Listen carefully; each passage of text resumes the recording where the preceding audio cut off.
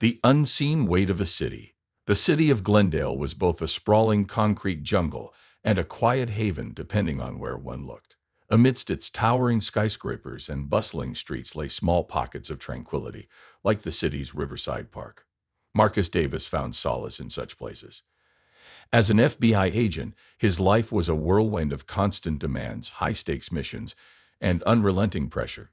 The quiet corners of the city were his sanctuary, a place where he could briefly disconnect from the chaos that came with his line of work. This particular afternoon, the sun was beginning its descent, casting a golden hue across the park. The distant laughter of children playing on the swings echoed softly, blending with the rustling of the trees. Marcus sat on a well-worn bench, engrossed in a book that he had been trying to finish for months. His attire was casual, jeans and a light jacket, but his presence carried an air of quiet authority that wasn't immediately noticeable. As Marcus turned another page in his book, his mind wandered. It wasn't just the story on the page that gripped him. His thoughts were constantly shifting to his work. Cases still unsolved, potential threats looming in the background, the fine line he had to walk daily. But today, in this moment, he tried to push it all away. The park was his refuge, a space where the weight of his responsibilities momentarily lifted. Unbeknownst to Marcus, across the park, Officer Derek Kowalski had begun his afternoon patrol. With over 15 years on the force, Kowalski considered himself an experienced officer who knew the city well. He was a man of routine, walking the same beat every day, watching for anything or anyone who seemed out of place. In his mind, he was the protector of Glendale, keeping a close eye on its citizens, especially when things didn't seem quite right. Today, as his eyes scanned the familiar landscape of Riverside Park, they landed on Marcus. Something about the man sitting alone, engrossed in his book, caught his attention. It wasn't what Marcus was doing that sparked Kowalski's interest, but more so a gut feeling, an instinct he had honed over the years. To him, Marcus didn't look like he belonged there. Kowalski had been told about a rash of break-ins in the surrounding neighborhoods. A suspect had been described vaguely as a man of color, and while the details were flimsy, the description was enough to trigger something in Kowalski's mind. He started making his way toward Marcus, his hand resting lightly on his holstered gun as he moved across the park. Marcus felt a presence before he saw it. Years of training had sharpened his senses to a fine edge. Looking up from his book, he noticed Kowalski approaching, the officer's eyes hard and suspicious. The familiarity of the situation hit Marcus immediately. He had experienced moments like this before, where he was perceived as a threat simply because of his skin color, despite his rank and accomplishments. As Kowalski neared, Marcus closed his book and sat back on the bench, maintaining a calm and neutral expression. He knew exactly how this was going to go, and he wasn't in the mood for it. Yet he also knew better than to escalate the situation. He took a slow breath, preparing himself for what was about to unfold. "Afternoon," Kowalski greeted, his voice firm but lacking the warmth that usually accompanied such a greeting. His eyes flicked to Marcus's book, then quickly scanned the surrounding area as if searching for evidence of some invisible crime. "Afternoon," Marcus replied, his voice calm but guarded. He met Kowalski's gaze directly, refusing to show fear or intimidation. He had learned long ago that maintaining his composure was crucial in moments like these. "Mind if I ask what you're doing here?" Kowalski inquired, though his tone suggested he had already formed his own conclusions. He shifted his weight, standing in a way that subtly suggested authority, his posture rigid and unyielding. Marcus didn't miss the tone. "Just enjoying the park," he answered simply, gesturing slightly to the book on his lap. His demeanor remained relaxed, though inside a familiar frustration was building. He had done nothing to warrant this scrutiny, yet here he was, once again being interrogated without cause.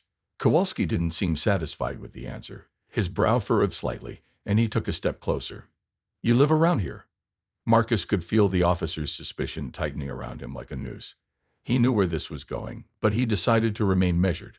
"I've been around," he said, intentionally vague. It wasn't a lie, but it wasn't the answer Kowalski was looking for. The non-committal response only fueled the officer's unease. Marcus's calmness, his refusal to act intimidated, was unnerving. Kowalski had dealt with enough situations to recognize when someone was trying to be too clever, and in his mind, this man was definitely hiding something. "Let me see some ID," Kowalski demanded, his hand moving to his belt near his radio. His voice had hardened, any semblance of casual conversation now replaced by the commanding tone of an officer ready to make an arrest. Marcus's frustration deepened, but he kept it in check. He wasn't going to let this man bait him into a confrontation. "Am I under arrest?" he asked, his voice even, but with an edge of challenge that Kowalski didn't miss. Kowalski's jaw tightened. He wasn't used to people questioning him, especially not like this. "You will be if you don't cooperate," he shot back, his hand now resting on his gun holster. The situation was escalating, and both men knew it. Marcus sighed inwardly. He didn't want this to go any further, but refusing would only make things worse. Slowly, he reached into his pocket and pulled out his wallet, offering his ID to the officer. Kowalski snatched it from his hand, his eyes narrowing as he examined it.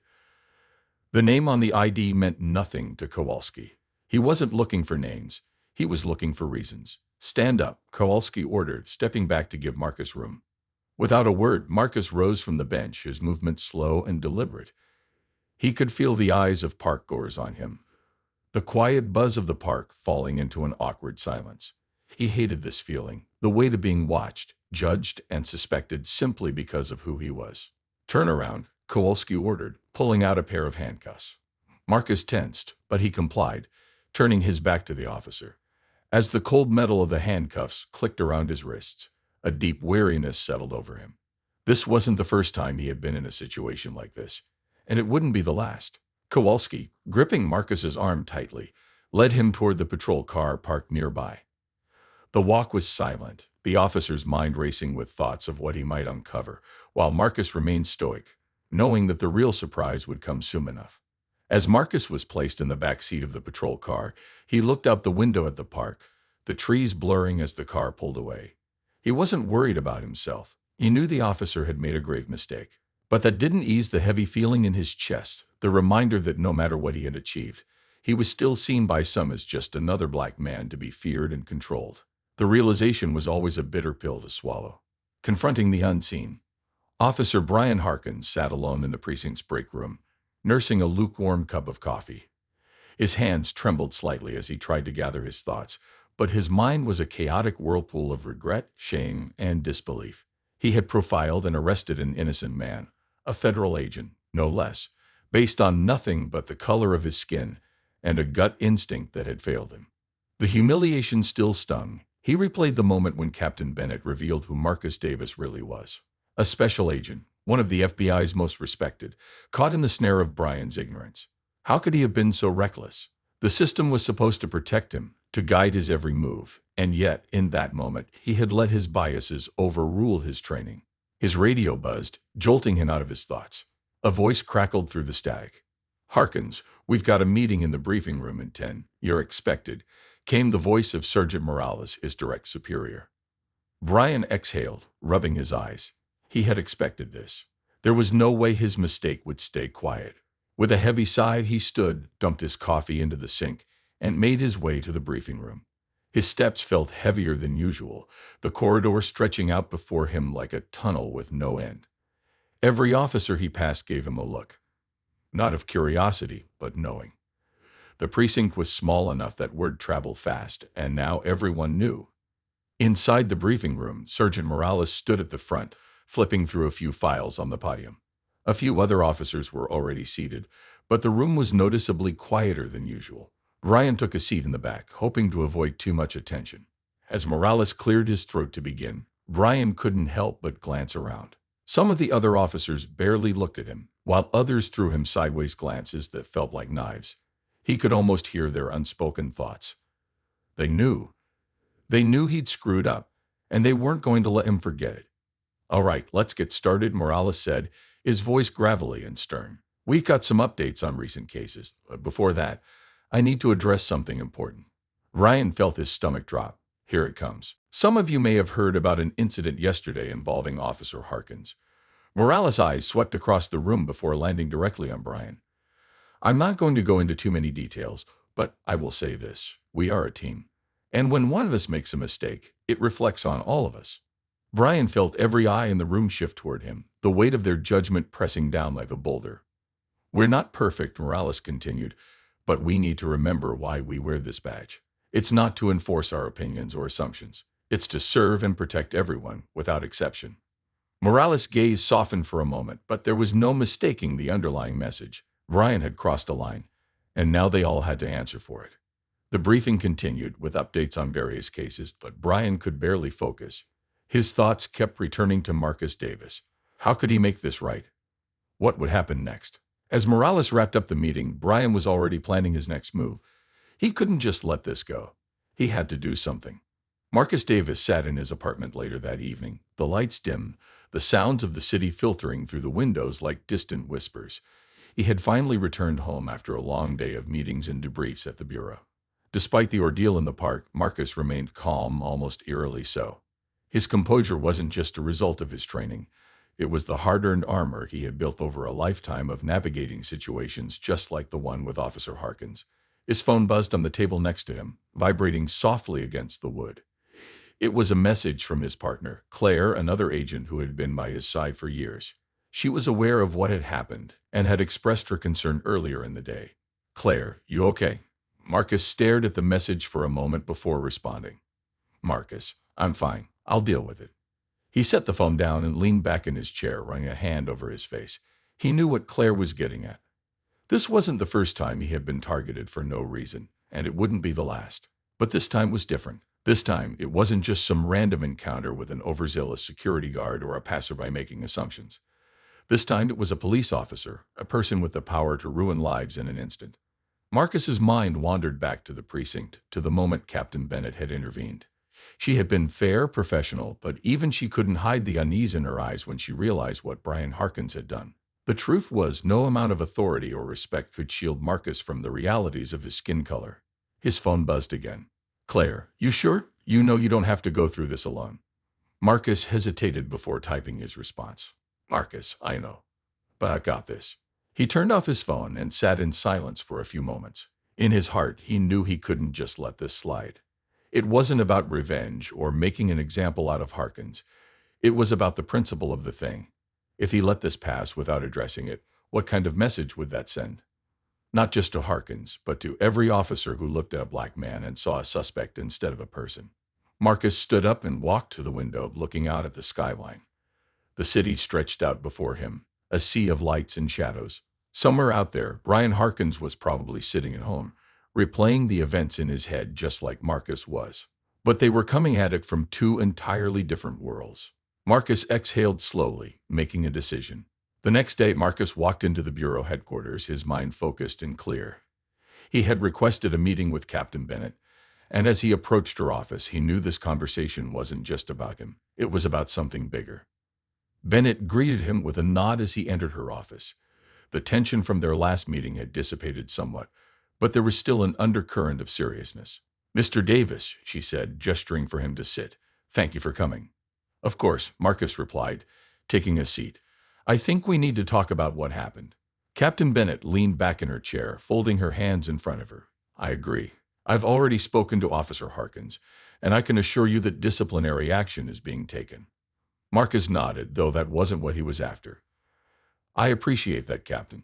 But this isn't just about punishment. I want to talk about how we move forward from this. How we prevent this from happening again." Bennett's eyebrows raised slightly. "You're not asking for his dismissal?" Marcus shook his head. "No, I don't think that's the solution here. Dismissing one officer won't fix the systemic issues at play. What I want is change, real change." Bennett sighed, her expression softening. "I understand where you're coming from. And you're right, this is a bigger issue than just one officer. But change like that takes time, and it's not something that can be easily implemented." Marcus leaned forward, his eyes steady. "I know it won't be easy, but it has to start somewhere." Captain Bennett studied him for a moment, then nodded slowly. "All right, Mr. Davis, I'm listening. What do you propose?" For the next hour, they discussed possible changes: implicit bias training for the precinct, stricter oversight on officers' interactions with the public, and ways to foster better relationships between the police force and the communities they served. It wasn't a perfect solution, but it was a start. As Marcus left the precinct that day, he felt a sense of hope. The confrontation with Brian Harkins had been painful, but maybe it was the catalyst for something greater, something that could finally begin to chip away at the biases and prejudices that had been ingrained in the system for far too long. For the first time in a long while, Marcus felt like change might actually be possible. The reckoning within. Officer Brian Harkins stood on the doorstep of his suburban home, hesitating to turn the knob. His house, once a sanctuary, now felt foreign. Inside, his wife Jessica would be waiting, along with the life they had built together, a life that now felt fragile, threatened by his actions. The weight of his own conscience was heavier than any reprimand from the precinct. He wasn't just facing external consequences, he was facing the hardest judge of all, himself. Finally, he turned the knob and stepped inside. The warm, familiar scent of home, Jessica's cooking, wafted through the air, but tonight, it didn't comfort him. He barely made it 2 steps in before Jessica appeared from the kitchen, wiping her hands on a towel, concern etched across her face. "Brian, what happened today? You've been so distant since you got home last night. I can tell something's wrong." Brian hung his coat on the rack, avoiding her eyes. He didn't know where to begin, or if he even wanted to. Jessica wasn't just his wife. She was also a lawyer. She would see through any half-hearted explanation he tried to give. She would want the whole truth, no matter how uncomfortable. "I messed up," he said, his voice barely above a whisper. "I messed up big time, Jess." Jessica's expression shifted, a mixture of worry and determination. "What do you mean?" Brian sat down at the dining table, the one they'd shared so many dinners around, and finally looked at her. "I arrested someone, a black man, because I thought he was acting suspicious. I didn't bother to check the facts. I just assumed. Turns out he wasn't just innocent. He's a federal agent." He expected Jessica to lash out, to tell him he was wrong, to echo the shame and guilt that had been haunting him since the incident. But instead she sat across from him, silent, waiting for him to continue. "I feel like I'm losing it," Brian confessed. "Like I'm one of those cops you hear about on the news. The kind who lets fear and prejudice get the better of them. That's not who I want to be, Jess. But that's what I was yesterday." Jessica let out a long breath. "Brian, this isn't just about yesterday, is it?" Her words cut deep. Of course, it wasn't just about one incident. It was about years of conditioning, years of seeing black and brown faces as threats, of internalizing the narrative that certain people were more likely to be criminals. He had been raised to think of himself as fair, impartial, and objective, but deep down, there was something else, something darker. And now it had come to the surface. "I don't know how to fix this," Brian admitted, running his hands through his hair. "I don't know how to fix me." Jessica leaned forward, her tone soft but firm. "You start by acknowledging it, Brian. You've taken the first step by admitting you were wrong. But now, you need to do the work. This isn't something you can just bury and move on from. You need to unlearn whatever it is that led you to that decision." Brian stared at the table, her words sinking in. How could he unlearn years of ingrained bias? How could he reconcile the man he thought he was with the man he had revealed himself to be? "Do you think I'm a bad person?" he asked, his voice barely audible. Jessica reached across the table and took his hand. "I think you're a good person who made a terrible mistake. But good people can still do harm if they're not careful. You have to want to change, Brian. And you have to be willing to do the hard work that comes with that." He nodded, though his heart was heavy. He knew she was right. He couldn't just say he wanted to change. He had to prove it. To himself, to Jessica, to everyone he had let down. Across town, Marcus Davis sat in the bureau's training gym, methodically punching a heavy bag. The rhythmic thud of his fists hitting the campus was the only sound in the room. He wasn't usually one to let emotions fester, but today was different. The conversation with Captain Bennett had left him feeling both hopeful and frustrated. Hopeful that change might come, but frustrated by how slow that change would be. With every punch, Marcus thought about the years of restraint he had to practice. The years of being stopped, questioned, and profiled, not just by police but by everyday people who saw him as a threat because of the color of his skin. He was used to it by now, but that didn't make it any easier. And now, even after reaching a level of authority most could only dream of, it still happened. But what gnawed at him most was the feeling that even if change came, it wouldn't be enough. Not for him.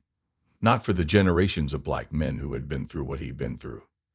How many more Marcus Davises were out there? How many more would have to endure the same indignities, the same assumptions, before something really changed? His punches grew harder, more forceful, until the bag swung wildly on its chain. Sweat dripped down his face, but he didn't care. He needed this release. Needed to feel like he was fighting back, even if it was just against a punching bag. Finally, after what felt like hours, Marcus stopped. He leaned his forehead against the bag, breathing heavily, his muscles aching. "Still at it, huh?" a voice called from the entrance. Marcus turned to see Claire standing there, her arms crossed, a small smile on her face. She was one of the few people who could pull him out of his darker moments, and for that, he was grateful. Needed to work some things out, Marcus said, wiping sweat from his brow with the back of his hand. I get it, Claire replied, walking over to him. You've been through a lot the past couple of days, but you don't have to do this alone. I know, Marcus said, but I have to process it my own way first. Claire nodded, respecting his need for solitude. I just wanted to check in on you. Make sure you're okay.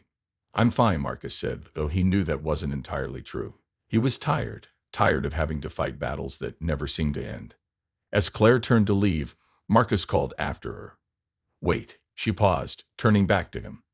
I'm thinking about doing something, Marcus said, his voice steady but low. Something that could really shake things up. Claire raised an eyebrow. Like what? I want to talk to Officer Harkins. Claire's eyes widened in surprise. Why? What could that possibly accomplish? I don't know, Marcus admitted. But if we're really going to change things, it can't just be us talking to each other. People like him, they need to understand what this feels like. They need to see the damage they cause firsthand. Claire looked skeptical, but she didn't argue. You really think you'll listen? Marcus shrugged. I don't know, but I have to try. The next afternoon, Brian Harkins found himself walking through the front doors of the FBI field office. It felt strange to be here, not as an officer, but as a man seeking redemption. After speaking with Jessica the night before, he had decided to take the first step, to reach out and apologize to Marcus Davis in person. He was nervous. What would Marcus say? Would he even listen? Or would this meeting end in confrontation, leaving Brian with even more guilt to carry? As he reached the front desk and gave his name, an agent directed him to a small private meeting room. The door was slightly ajar, and through it, Brian could see Marcus sitting at the table waiting for him. The agent gave Brian a nod, and he slowly stepped inside. Marcus didn't look up at first, his focus seemingly elsewhere. But as the door clicked shut behind Brian, their eyes finally met. For a long moment, neither of them spoke. The tension in the room was palpable, thick with unspoken words. I wasn't sure you'd come, Marcus finally said, breaking the silence. I wasn't sure either, Brian admitted, his voice tight. But I had to. Marcus nodded slowly, as if weighing the truth of those words. So what do you want to say? Brian swallowed hard, trying to find the right words. He had rehearsed this moment 100 times in his head, but now that he was here, nothing seemed adequate. I'm sorry, he said, his voice barely above a whisper. I know that doesn't fix anything. I know it doesn't undo what I did, but I'm sorry for what I put you through, for assuming things about you that weren't true, for not doing my job the way I should have. Marcus watched him carefully, his expression unreadable. Do you even understand why you did it? The question hung in the air, heavy and pointed. Brian hesitated before answering. I think I do, he said. I let my fear take over. I let my biases, the things I didn't even realize I was carrying, control my actions. I don't want to be that kind of person, but I know that's what I was in that moment. Marcus leaned back in his chair, studying Brian with a cool, measured gaze. It's not just about that moment. It's about everything that led up to it. The years of thinking a certain way, of seeing people like me as threats first and human beings second. Do you even know how many times this has happened to me? How many times I've had to swallow my pride and prove my innocence just because of the color of my skin? Brian felt a lump form in his throat. I don't, but I want to learn. I want to be better. Marcus sighed, rubbing his temples. You're not the first cop to do this to me, and you won't be the last. But the fact that you're here, that's something. I don't know if it'll make a difference, but it's a start. Brian felt a glimmer of hope. He wasn't looking for forgiveness, but maybe, just maybe, this could be the beginning of something better. As they sat in that small room, the silence between them was no longer filled with tension, but with the possibility of understanding, a possibility that could, if nurtured, grow into something more, something real, something lasting. But for now, it was just a start. Crossroads of redemption. In the days following Brian Harkins' meeting with Marcus Davis, life moved on, but not in the way it once had. A strange quiet settled over Brian, a heavy silence that mirrored the weight he now carried inside. Every shift at the precinct, every call he responded to, was colored by that day. The past had become something inescapable, not a distant memory, but an ever-present reality. The guilt clung to him like a second skin, one that no apology could shed. He tried to focus on work, hoping that routine would numb the turmoil inside. But it didn't. Calls for domestic disputes, robberies, even routine traffic stops. It all seemed trivial now, as though he was just going through the motions, disconnected from the world around him. Every time he saw a black or brown face, his stomach twisted. He wondered if they could sense it, the shame, the regret, the guilt. And he wondered if they cared. Why should they? The department had issued him a formal reprimand, but no suspension. The report on his record was bad enough, but it was nothing compared to the gnawing feeling that he wasn't worthy of his badge anymore. His colleagues treated him the same, as though nothing had happened. That was almost worse. They talked about the weather, the weekend football game, their kids, all while Brian's mind was miles away. Still in that interrogation room with Marcus, still replaying every second of that terrible day. It was during one of these shifts, mid-morning on a cloudy Wednesday, when something changed. Brian was responding to a call near the same neighborhood where he'd made the disastrous arrest of Marcus. A domestic disturbance had been reported at a small house at the end of a quiet cul-de-sac. He drove in silence, his fingers drumming anxiously on the steering wheel. These calls usually didn't turn violent, but today his nerves were shot. He wasn't sure how he would handle another confrontation, not with everything still fresh in his mind. As he pulled up to the house, his radio crackled with static, but no additional units were nearby. He would be on his own for this one. He stepped out of the car and adjusted his utility belt, his badge gleaming faintly in the overcast light. A woman stood on the porch, her arms crossed tightly over her chest, her face pale and drawn with worry. A man, large, with a scowl etched deep into his face, loomed in the doorway behind her. Brian approached cautiously. "Ma'am, I'm Officer Harkins. You called about a disturbance." The woman nodded, her eyes flicking nervously toward the man in the doorway. "Yes, it's my husband. We've been having problems." The man scoffed loudly, crossing his arms. "She's exaggerating. We're just arguing. No need for cops to get involved."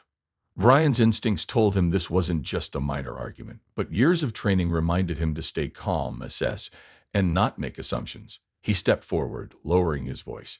"Sir, let's just take a minute to talk. We don't need to escalate this." The man's eyes narrowed, his muscles tensing. "Escalate? You think I'm some kind of thug, huh? You gonna put me in cuffs, too?" For a split second, Brian froze. The words hit him hard, echoing his recent confrontation with Marcus. His pulse quickened as his mind flashed back to that arrest. The fear in Marcus' eyes, the sinking realization that he had profiled an innocent man. He cleared his throat, forcing himself to stay grounded. "No, sir. I'm not here to make things worse. I just want to make sure everyone's safe." But the man wasn't listening. He was already agitated, and now his anger was bubbling over. He stepped forward, fists clenched, his voice rising. "You think I don't see what's going on? Another white cop trying to take down a black man. You people are all the same."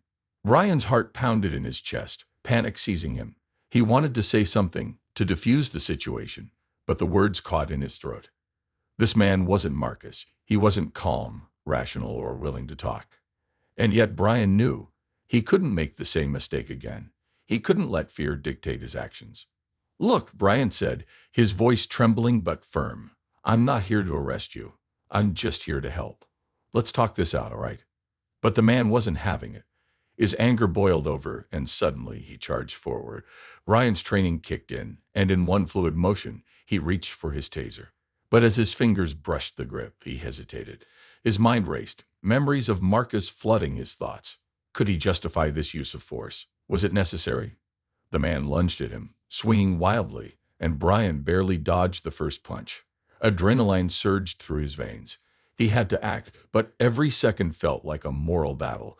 Each choice weighed against the trauma of his past mistakes. "Stop, sir, stop," Brian shouted, his voice breaking with desperation. The man swung again, and this time Brian caught him in a defensive hold, wrestling him to the ground. He could feel the man's body thrashing beneath him, but Brian held on, trying to subdue him without causing harm. His hands trembled, his mind torn between duty and regret. Backup arrived just as Brian managed to cuff the man. Officers rushed to assist, but Brian didn't let go until he was sure the situation was under control. His breath came in ragged gasps, sweat pouring down his face. The man glared up at him, his eyes filled with fury. "You're no different than the rest of them," the man spat, his voice laced with venom. "Just another white cop with too much power." Brian flinched at the accusation, but he didn't argue. How could he? In that moment, he wasn't sure if he was different. All he knew was that he had tried not to be the man Marcus had seen in him. Later that evening, after the paperwork had been filed and the adrenaline had worn off, Ryan sat in his car outside the precinct, his hands gripping the steering wheel so tightly his knuckles turned white. His mind was spinning, replaying the day's events over and over. The man's words haunted him. Was he right? Was Brian just another cog in a system built on oppression? He wanted to believe he wasn't, but after everything, how could he be sure? A knock on the window startled him. He looked up to see Captain Bennett standing outside his car, a stern but not unkind expression on his face. Brian rolled down the window, his voice hoarse. "Captain." "Brian, I heard about today's incident," Bennett said, his tone measured. "You did what you had to, but I can tell it's weighing on you." Brian nodded, unable to meet Bennett's gaze. "I didn't want it to go that way." Bennett sighed and leaned against the car. "Look, you're a good cop, Brian, but you're also human. You're going to make mistakes. What matters is how you learn from them. You handled today as best you could under the circumstances. Don't let it eat you up." Brian's chest tightened. I don't want to be that guy. The one who sees people as threats before anything else." Bennett gave him a long, searching look. "You're not that guy. Not anymore." The words were meant to be comforting, but Brian wasn't sure if he believed them. Not yet.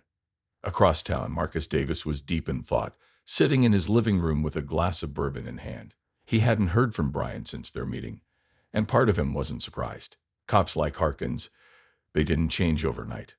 Marcus knew that. Still, he couldn't shake the feeling that maybe, just maybe, Brian was different. As he stared at the amber liquid swirling in his glass, his phone buzzed on the table. He glanced at the screen. An unfamiliar number. Hesitant, he answered. "Hello?" "Marcus." It was Brian's voice, tentative, unsure. Marcus sat up straighter. "Yeah, it's me. What's going on?" I don't know why I'm calling," Brian admitted. I needed to talk to someone. Today was rough, really rough." Marcus frowned, not sure where this was going. "What happened?" "I got into a situation," Brian said, his voice heavy with exhaustion. "And I almost did it again. I almost let my fear take over." Marcus listened in silence as Brian explained the altercation with the man at the domestic disturbance, his internal struggle, and the guilt that still lingered. When he finished, there was a long pause. "So, what do you want from me?" Marcus finally asked, his voice calm but firm. "Why are you telling me this?" Brian exhaled shakily. "Because I don't know. I don't know what to do. I want to be better, but I don't know how. And you're the only person who knows what I'm going through." Marcus took a long sip of his bourbon, considering his response. He didn't owe Brian anything. The man had wronged him, plain and simple. But something in Brian's voice, something raw and vulnerable, struck a chord in him. "Look," Marcus said, leaning back in his chair, "I'm not your therapist. I'm not here to fix you. But if you're serious about changing, about doing better, then maybe we can talk. Maybe." Brian's relief was palpable through the phone. "Thank you," he whispered. Marcus wasn't sure where this would lead, but for now it was enough. As he hung up the phone, Marcus couldn't help but feel that they were both standing at a crossroads, one where redemption was possible, but only if they were willing to take the hard road together. The path to understanding. The following week saw a tentative partnership develop between Brian Harkins and Marcus Davis, each man grappling with his own demons while finding a shared purpose. They met regularly, sometimes in coffee shops, sometimes in parks. Places where they could blend into the backdrop of everyday life and speak candidly without the weight of their respective roles looming over them. Their conversations were raw, often uncomfortable. Brian would recount his experiences on the force, describing the pressures of police work, the expectations, the fears, the split-second decisions that could lead to either life or death. Marcus listened, his expression a mixture of skepticism and sympathy. He shared stories of his own life, of growing up Black in a world that often saw him as a threat before anything else. He spoke of his family's struggles and how the weight of racism had marked his life in deep, often invisible ways. "Do you even know what it's like to walk down the street and feel like everyone is watching you?" Marcus asked one afternoon, his brow furrowed. "To feel like you have to prove you're not dangerous just because of the color of your skin." Brian nodded slowly. "I don't, not really. But I want to understand. I want to be better." "And being better means listening," Marcus replied, his tone firm yet measured. "It means acknowledging that your badge gives you power, but that power can hurt people. You've got to check that." The lessons were hard-earned, but Brian absorbed them with a humility he hadn't known he possessed. Each discussion peeled back layers of defensiveness he didn't even realize he had, revealing a raw vulnerability that made him uncomfortable yet oddly relieved. For the first time, he found himself questioning the narratives he had accepted without thinking. One evening, Brian sat on the edge of his bed, staring blankly at the wall. He hadn't told his wife, Lisa, about his meetings with Marcus. He feared how she would react. But the weight of his secrecy was becoming burdensome. Their relationship had always been built on openness, yet the shame he felt kept him silent. Lisa entered the room, noticing his distant expression. "You okay, honey?" she asked, concern etched on her face. "Yeah, just tired," Brian replied, forcing a smile. "You've been acting strange lately. You're not the same. It's like you're here, but not really here." She crossed her arms, her brow creasing. He sighed, feeling the walls closing in. I'm dealing with some stuff at work. It's complicated." "Complicated how?" She pressed, her voice gentle but insistent. "Just some cases I've been involved in. It's been tough." Lisa stepped closer, her eyes searching his. "You can talk to me, Brian. Whatever it is, we'll figure it out together." He hesitated, then opened his mouth, but the words tangled in his throat. Would she understand? Would she see him as he saw himself, flawed, broken? "I met someone," he blurted out suddenly, and Lisa's eyes widened in surprise. "A guy I arrested. We've been talking." "Talking? About what?" Brian took a deep breath, feeling a rush of anxiety. "About race, about policing, about my mistakes. It's hard to explain, but it's important to me." Lisa's expression shifted from surprise to concern. "Brian, are you sure that's a good idea? You were in a tough situation with him. What if it blows up in your face?" "I know," he said, his voice steadying. "But I need to do this. I want to understand. I want to change. I can't keep living with this guilt." She studied him for a long moment, her expression softening. "If it's important to you, then I'll support you. But promise me you'll be careful." "I will," he assured her, relief washing over him. As their discussions deepened, Brian began to understand the weight of systemic racism that Marcus bore. He learned how each policy, each action taken by law enforcement, rippled through communities. They talked about the statistics. How people of color were disproportionately stopped, searched, and arrested. Brian began to see the patterns, the institutional biases that seemed insurmountable. One afternoon, Marcus invited Brian to join him at a community event aimed at fostering dialogue between law enforcement and local residents. "It's a chance for you to hear directly from people," Marcus explained, "to see how your role affects lives in real ways."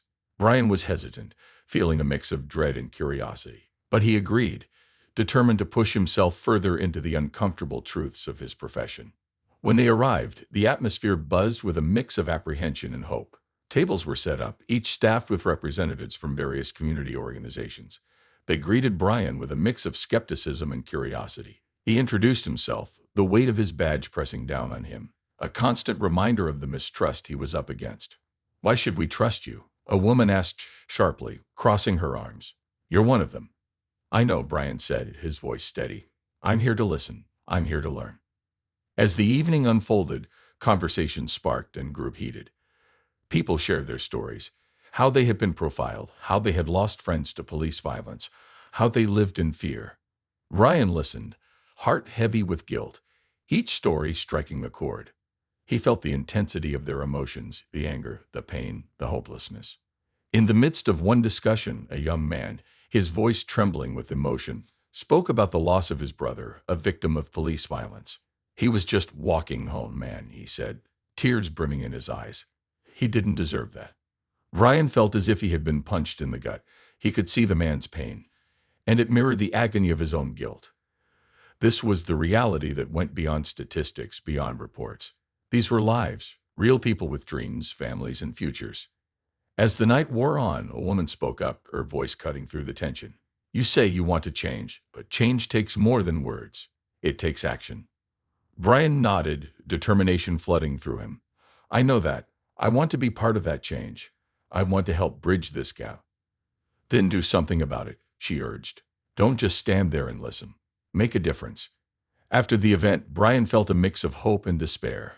He'd heard stories that would haunt him, but he'd also witnessed a glimmer of possibility. As he and Marcus walked back to the car, Brian turned to him. "What do I do now? How do I turn this into action?" Marcus glanced at him, a thoughtful expression on his face. "You have to engage with your colleagues. Share what you've learned. Push for policies that promote accountability and transparency. It's going to be hard, but it's necessary. Brian nodded, feeling a fire ignite within him. I will. I'll talk to my captain, see if we can start some community outreach programs. I want to make sure people see us as allies, not enemies. Marcus smiled, a hint of pride shining in his eyes. That's a start, Brian. Just remember, this is a long journey. You won't change everything overnight, but every step counts. As the weeks turned into months, Brian took those words to heart. He started initiatives at the precinct focused on community engagement, leading discussions on racial bias and accountability within law enforcement. He worked alongside community leaders, bridging gaps and fostering relationships that had long been severed. Slowly but surely, he began to see a shift, both in himself and in the culture of his department. Yet the road was not without its challenges. Resistance came from unexpected places. Some colleagues were receptive, but others were entrenched in their beliefs, unwilling to confront the status quo. Brian faced pushback, but he pressed on, determined to keep the conversations going. Meanwhile, Marcus continued to share his own experiences, helping Brian navigate the complexities of the community's feelings towards law enforcement. He served as a bridge, reminding Brian that this was not just a professional endeavor, but a deeply personal one. One night, as Brian prepared for another community forum, he sat on the couch with Lisa, who was scrolling through her phone. "You've really changed," she said, glancing up at him with a smile. "I see you fighting for something you believe in, and it makes me proud." "Thanks," Brian replied, feeling the warmth of her support. "But it's still a work in progress. I have so much to learn." "That's okay. You're doing great," she encouraged. "Just keep listening, keep learning." As the days turned into weeks, the partnership between Brian and Marcus blossomed. They began to see each other not just as officer and community member, but as friends, bound by a shared commitment to change. Their conversations deepened, revealing layers of vulnerability and understanding. One night, after a particularly tough community meeting, they found themselves at a local diner, the neon lights casting a warm glow over their table. "I never thought I'd say this, but I'm starting to feel hopeful," Brian admitted, stirring his coffee absent-mindedly. "I didn't think I could change anything." Marcus leaned back in his chair, a thoughtful expression crossing his face. "Hope is powerful, man. But remember, it's not just about you. It's about the community, too. They have to see that you're genuine." "I get that," Brian said, his brow furrowing. "But how do I make sure they trust me? How do I show them I'm different?" "Be consistent. Follow through on your promises," Marcus advised. "And keep talking to them. It's about building relationships, one conversation at a time." As they talked late into the night, they delved into their personal lives, sharing dreams, fears, and aspirations. Brian spoke about his family, his hopes for his children, and how he wanted to ensure they grew up in a world where they could feel safe. Marcus opened up about his childhood, the struggles he faced, and how he had always yearned for understanding and acceptance.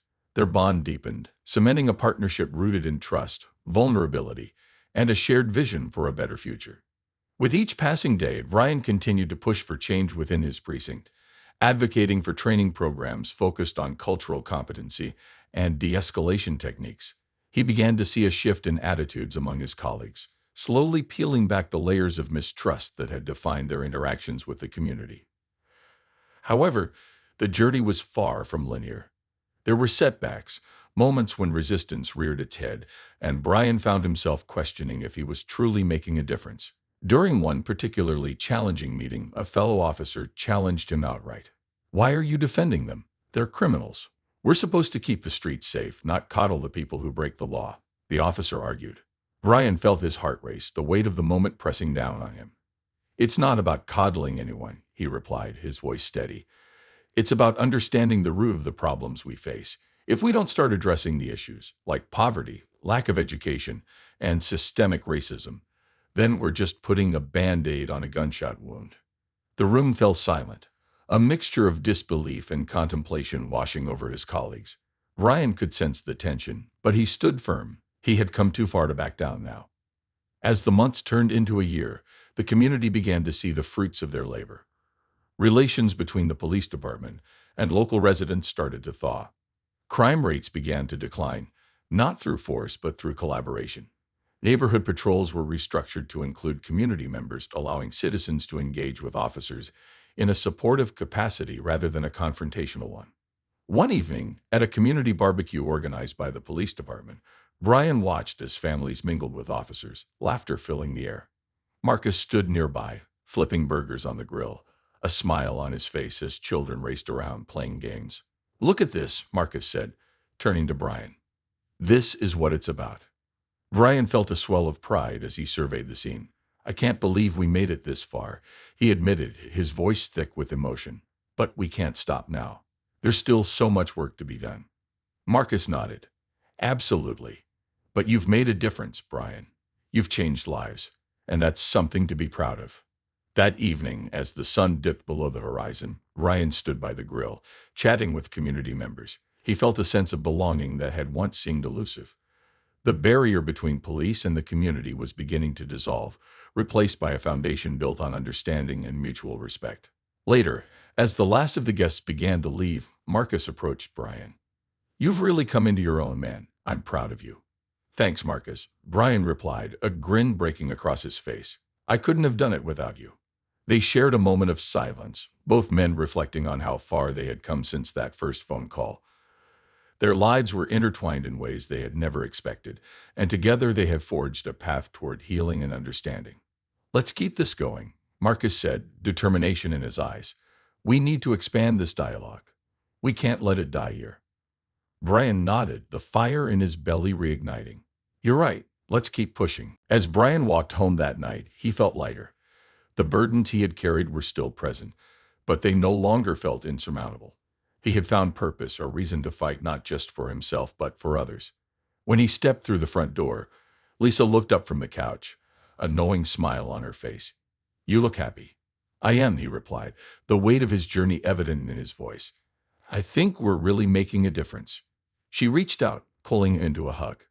"I'm proud of you, Brian. Keep fighting the good fight." With each embrace, he felt the strength of his convictions solidify. The road ahead would not be easy, but he was ready to face it head-on, committed to a vision of a future where understanding reigned, and fear took a backseat to compassion. Together with Marcus, they were embarking on a journey, one of redemption, understanding, and hope. And for the first time in a long while, Brian believed that change was not just possible, it was inevitable. Seeds of change. As the summer sun began to wane, Brian Harkins found himself at a crossroads. The community barbecue had been a success, fostering a sense of camaraderie that he had only dreamt about when he first started his journey toward reform. But as he settled into this new rhythm of change, he realized that deeper complexities still lay ahead. Rising tensions. The tranquility of the past few months was shattered one late evening when a high-profile incident rocked the community. A black teenager named Jordan, known for his bright spirit and love for basketball, was shot by an off-duty officer during an altercation outside a convenience store. The news spread like wildfire, igniting tensions that had been simmering just beneath the surface. Ryan received the call at home. Lisa was watching the news when she turned to him, her face pale. "Brian, you need to see this." He walked over to the television, where footage of the chaotic scene was being broadcast. Reporters stood outside the store, surrounded by a gathering crowd, their faces twisted in anger and grief. Brian's heart sank. He recognized Jordan. The boy had played in the community center's youth basketball league. "This is going to explode," Lisa murmured, worry etched across her features. "I know," Brian replied, his throat tight. "I need to be there." Brian rushed to the scene, adrenaline coursing through him. The atmosphere was charged, the air thick with tension and grief. Community members gathered, shouting and demanding answers. He spotted Marcus in the crowd, his expression grave. As Brian approached, Marcus turned to him, the flicker of anger in his eyes evident. "What are we going to do about this, Brian?" he asked, his voice low and strained. "Another young life lost, and for what?" "This is the same old story." "I don't have the answers," Brian admitted, feeling the weight of despair. "But I want to help. We need to get to the bottom of this." Marcus shook his head, frustration boiling over. "No more excuses. It's time for accountability. We can't keep letting this happen. How many more lives have to be destroyed?" Brian nodded, feeling the urgency of the moment. "You're right. We need to find a way to facilitate a dialogue. We need to unite the community and the police." "Unite?" Marcus interrupted. "What good is unity if the police don't take accountability for their actions? This is a systemic issue, Brian." Brian swallowed hard, recognizing the truth in Marcus's words. I understand. Let's start by organizing a town hall meeting. We need a space for people to voice their anger and frustration, to demand justice. In the days that followed, Brian worked tirelessly alongside Marcus and local leaders to set up the meeting. They secured a community center large enough to accommodate the crowd they anticipated. Flyers were distributed, social media campaigns launched, and the community rallied together, their shared grief coalescing into a fierce desire for change. When the day of the meeting arrived, the room was packed, the atmosphere tense with expectation. Ryan stood at the front, a microphone in hand, heart racing as he surveyed the crowd. The weight of responsibility pressed heavily on his shoulders, but he reminded himself why he was there: to listen, to learn, and to facilitate healing. Thank you all for being here tonight, he began, his voice steady despite the turmoil inside. This is a space for us to come together, to express our pain, our anger, and our hopes for change. We owe it to Jordan and to everyone who has suffered at the hands of violence to demand accountability. The crowd erupted in applause, a surge of energy coursing through the room. As the night unfolded, people shared their stories: mothers who had lost sons, fathers who had witnessed their children being mistreated, young adults who had faced racial profiling. One woman, her voice trembling, stood up and spoke. My son is afraid to walk home from school. He's never done anything wrong, yet he feels like a target. We need to feel safe in our own community. Ryan listened, his heart heavy, as each voice echoed the same sentiments: fear, anger, grief. The pain was palpable, a collective wound that had festered for too long. He felt the walls of mistrust between the police and the community closing in, a chasm that seemed impossible to bridge. As the meeting progressed, a representative from the police department, Captain Ramirez, entered the room. Ryan's heart sank. He knew there would be mixed reactions. Some attendees welcomed the presence of law enforcement, hoping for a productive dialogue. Others glared at the captain, their expressions radiating disdain. Thank you for allowing me to speak, Captain Ramirez began, his voice steady. I know there's a lot of anger directed at us, and I understand why. But I want you to know that we're here to listen. We're committed to making changes within our department.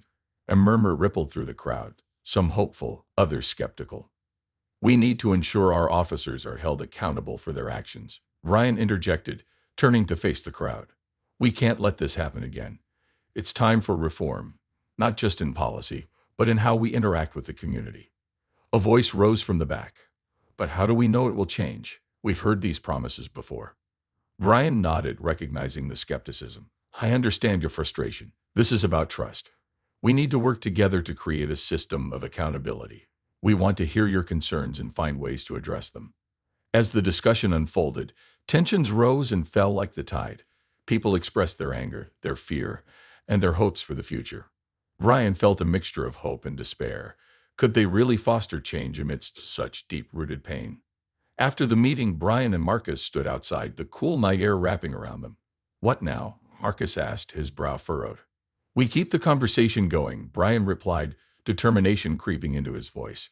We need to organize follow-up meetings, create a community advisory board that includes residents, and hold the police accountable. I want to help, Marcus said, his eyes fierce. But we need to ensure this isn't just another empty promise. People are tired of being told things will change when they don't. I get that, Brian replied, a sense of urgency gripping him. We need to be transparent, to build trust. I want to show the community that we're serious about this. In the weeks that followed, Brian and Marcus worked tirelessly to create a community advisory board that would include representatives from various backgrounds, including activists, educators, and community leaders. They focused on drafting a proposal for new policies aimed at de-escalation, bias training, and community engagement. As they prepared for the first meeting of the advisory board, Brian felt a mix of excitement and apprehension. He knew they were embarking on a challenging journey, but the potential for change filled him with hope. At the meeting, attendees gathered around a large table, their expressions a mix of anticipation and skepticism. Ryan stood at the front, ready to facilitate the discussion. Thank you all for being here, he began, looking around the room at the diverse faces. This is a crucial step toward rebuilding trust between the police and the community. We want to hear your ideas, your concerns, and your vision for a safer, more equitable future. The discussions that followed were intense but productive. Each person spoke passionately, sharing their experiences and suggesting actionable changes. Ideas ranged from community policing initiatives to regular workshops where officers could engage with residents. One elderly woman, her hands trembling, spoke about her grandson. He's a good kid, but he's afraid of the police. He feels like they see him as a criminal just because of the color of his skin. We need to change that perception. Brian nodded, his heart aching for the woman's pain. We need to work on building relationships to show that we're here to protect and serve, not to judge or punish. As weeks turned into months, the advisory board began to take shape, fostering dialogue between law enforcement and the community. Brian felt invigorated by the progress, but he was also aware of the challenges that lay ahead. One afternoon, as he reviewed notes from the latest meeting, he received a call from Lisa. "Brian, you need to come home. It's about Jordan's family." Brian rushed home, his heart racing with dread. When he arrived, Lisa was sitting on the couch, her expression grave. "They decided to hold a vigil for Jordan this weekend," she said softly. "They want you to speak." Brian's mind raced. He knew the vigil would be an emotional and powerful gathering, but he felt a weight of responsibility on his shoulders. "What do I say?" "Speak from your heart," Lisa encouraged. "Acknowledge their pain, share your commitment to change, and let them know you're fighting for justice." The night of the vigil, Brian stood at the front, surrounded by community members who had come to honor Jordan's life. Candles flickered in the dusk, illuminating the faces filled with grief and anger. As he stepped up to the microphone, he felt the weight of the moment pressing down on him. "I stand before you today not just as a police officer, but as a human being who feels the pain of this community," he began, his voice steady but emotional. Jordan's life mattered. His dreams, his laughter, his potential, taken too soon. "I can't begin to express how deeply sorry I am for your loss." He paused, taking a deep breath as he scanned the crowd. "But I want you to know that I am committed to fighting for justice. We cannot let his death be in vain. We will work together to ensure that our community feels safe, respected, and heard." Tears streamed down the faces of those gathered, but amidst the sorrow, there was also a flicker of hope. Ryan felt the energy shift in the crowd, a shared understanding that together they could forge a path toward healing. After the vigil, the conversations continued. Community members approached him, sharing their stories, their fears, and their hopes. Each interaction reinforced Brian's commitment to the cause, solidifying his role as a bridge between law enforcement and the community. Weeks later, Brian received a call from Captain Ramirez. "I've been thinking about our conversations," the captain said, his voice hesitant. "I want to implement some of the ideas from the advisory board. Let's meet and discuss how we can make these changes happen." Ryan felt a rush of excitement. "That sounds great. I believe we can make a real difference." As they sat down in the captain's office, Brian laid out the proposals. "We need to focus on community engagement, bias training for officers, and establishing a more transparent process for handling complaints." Captain Ramirez listened intently, nodding. "I'm willing to put in the effort, but I know there will be resistance. Some officers won't be on board." "I understand," Brian replied, determination creeping into his voice. "But we have to set the example. We need to show the community that change is possible." Over the following months, they began implementing new policies, including mandatory training sessions and community outreach programs. Slowly but surely, the department began to shift, officers engaging with community members in ways they never had before. As winter approached, Brian felt a renewed sense of purpose. The work they had started was beginning to take root, and he saw glimmers of hope amidst the challenges. He knew the journey was far from over, but he felt more equipped than ever to face whatever lay ahead. One evening, as he sat with Marcus in a local coffee shop, they reflected on the progress they had made. "Can you believe how far we've come?" Marcus said, a smile spreading across his face. "It's not perfect, but it's a start." Brian nodded, warmth filling his heart. "I never thought I could make such an impact, but this community has shown me what's possible when we work together." "Just remember, we have to keep pushing," Marcus said, his expression serious. "We can't let complacency set in." As they left the coffee shop, Brian felt the crisp winter air bite at his skin. The streets were adorned with twinkling lights, a reminder of the holiday season approaching. He reflected on the journey that had brought him here, the pain, the anger, the hope. That night, as he walked home, he glanced at the stars shining above, feeling a sense of peace wash over him. He had found purpose, forged connections, and inspired change. And with each step forward, he believed more fiercely that the future could be brighter, not just for him, but for the entire community. Together, they would continue to build the legacy of understanding, compassion, and hope, transforming pain into progress, one conversation at a time.